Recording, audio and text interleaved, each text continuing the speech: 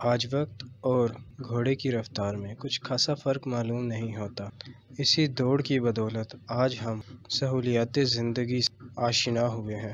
جہاں اس وقت ہمیں کئی فوائد سے نوازا ہے، وہاں ایک اس کا نقصان یہ بھی ہے کہ ہم آج کی جدید دور زندگی کو دیکھتے ہوئے اپنی تاریخ کو بھول چکے ہیں۔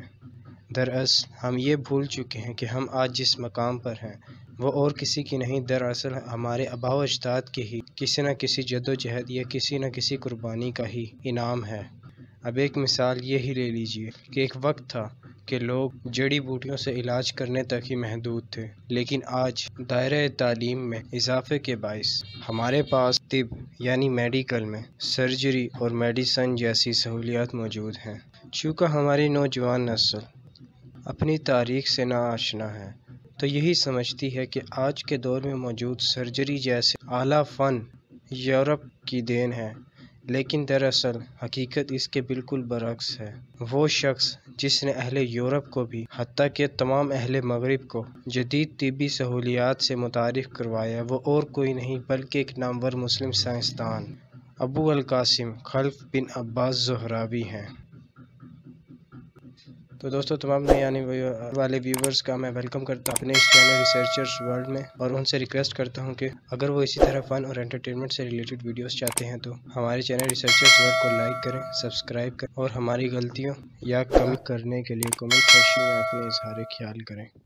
تو جی ہاں ویورز، ابو القاسم خلف بن عباس زہراوی دراصل اندلس کے، جس کو آج کل اسپین کے نام سے جانا جاتا ہے، اسلامی سلطنت کے بعض نامور سائنسدانوں میں سے ایک نام ہے، جس کے کمال کا لوہا صدیوں تک اہل مغرب مانتے رہے۔ ابو القاسم خلف بن عباس کے ساتھ زہراوی کا لقب کچھ اس وجہ سے لگایا جاتا ہے کہ دراصل ان کے دور کے حکمران عبد الرحمن ناصر نے جب اپنی ملکہ کے نام پر قصر زہرہ تعمیر کروایا، وقت گزرنے کے ساتھ ساتھ اس کے ارد گرد آبادی بڑھتی گئی، وہاں کے لوگوں کو زہراوی کے نام سے جانا جانے لگا۔ کچھ یہی وجہ ہے کہ ان کے نام کے ساتھ بھی زہراوی کا لقب استعمال کیا جاتا ہے۔ ابو القاسم زہراوی 936 ہجری میں عبد الرحمن ناصر ہی کے عہد میں پیدا ہوئے۔ آپ نے اپنی ابتدائی تعلیم حاصل کی اور پھر قرطبہ یونیورسٹی، جو کہ اس وقت ایک عظیم یونیورسٹیوں میں شمار ہوتی تھی، بحیثیت شاگرد اپنی تعلیم کا آغاز کیا۔ یہ وہی یونیورسٹی تھی جہاں کافی جلیل القدر علماء تعلیم و تدریس اور تحقیق و تالیف میں مصروف رہتے تھے۔ اس ماحول سے ابو القاسم نے بھرپور فائدہ اٹھایا، اپنے خصوصی مضامین مثلاً طب میں کافی مہارت حاصل کی، اور تعلیم حاصل کرنے کے بعد اسی یونیورسٹی کے شفا خانے میں منسلک ہو گئے، اور تھوڑے ہی عرصے میں ایک نامور سرجن کے نام پر جانے لگے۔ جی ہاں، یہی وجہ ہے کہ اہل مغرب بھی ان کے کمال کا لوہا مانتے ہیں۔ ابو القاسم ایک سادہ فہم اور سادہ زبان انسان تھے۔ انہوں نے دیگر مصنفوں کی طرح فلسفیانہ موشگافیاں یعنی کہ انداز بیاں استعمال نہیں کیا، بلکہ حقیقی پس منظر کو سب کے سامنے رکھا۔ ابو القاسم کی ویسے تو کافی مشہور کتابیں ہیں، جن میں سے ایک الزہراوی اور ایک جو ان کی سب سے بڑی کتاب ہے وہ ہے تصریف، جس کی بنیاد میڈیسن اور جراحت یعنی سرجری پر مشتمل ہے۔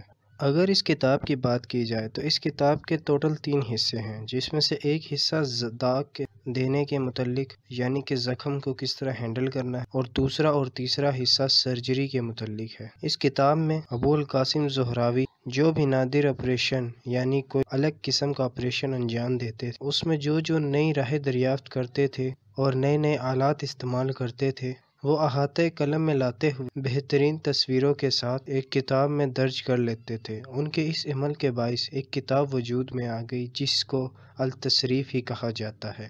اس میں کئی قسم کے جراحتی عمل مثلاً دانت نکالنے، آنکھوں کا آپریشن کرنے، ہلکا کوا کاٹنے، ٹوٹی ہڈیوں کو جوڑنے، اترے ہوئے جوڑوں کو چڑھانے، حتیٰ کہ کئی آلات مثلاً کہ جو سرجری کے دوران استعمال ہوتے ہیں، واضح طور پر اس میں بیان کیے گئے ہیں۔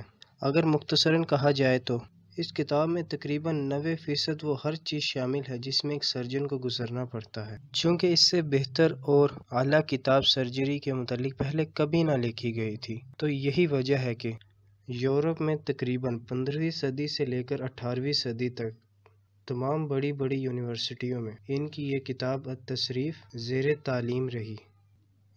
اگر جرحت سے ہٹ کر کوئی بات کی جائے تو ابو القاسم زہراوی کا ایک کارنامہ ڈسٹیلیشن اور سبلیمیشن کے پروسیسز کی ایجاد ہے۔ نہ صرف اتنا بلکہ فالج اور ہیموفیلیا جو کہ خون کی ایک بیماری ہے اس پر تحقیق بھی زہراوی کے نام ہوتی ہے۔ صرف یہی نہیں بلکہ کاسمیٹکس جو کہ آج کل ہر بڑے سے چھوٹا استعمال کرتا ہے ان میں موجود خوشبو یعنی ایرومیٹکس اور پرفیومز وغیرہ بھی زہراوی کی ایجادات میں سے ایک ہیں۔ تو ویورز مجھے نہیں لگتا کہ اب اس کے علاوہ زہراوی یا ان کی کتاب التصریف کسی اور تعریف کی محتاج ہے، اور زہراوی اپنے انہی معاملات زندگی میں مشغول سن 1013 میں تقریباً 76 یا 77 سال کی عمر میں دار فانی سے کوچ کر گئے۔ مگر افسوس تو اس بات کا ہے کہ آج لوگ تعلیم کی عدم دستیابی کے باعث ان کے کارناموں سے غافل ہیں اور حقیقت کے برعکس حقیقت بنائے بیٹھے ہیں۔ خیر، امید ہے کہ آپ کو ہماری ویڈیو اور ہماری محنت پسند آئی ہوگی۔ آپ سے ریکویسٹ ہے کہ اسی طرح کی فن اور انٹرٹینمنٹ سے ریلیٹڈ ویڈیوز کے لیے ہمارے چینل ریسرچرز ورلڈ کو سبسکرائب کریں، لائک کریں، شیئر کریں اور اپنے قیمتی راہوں سے ہمیں بذریعہ کمنٹ سیکشن آگاہ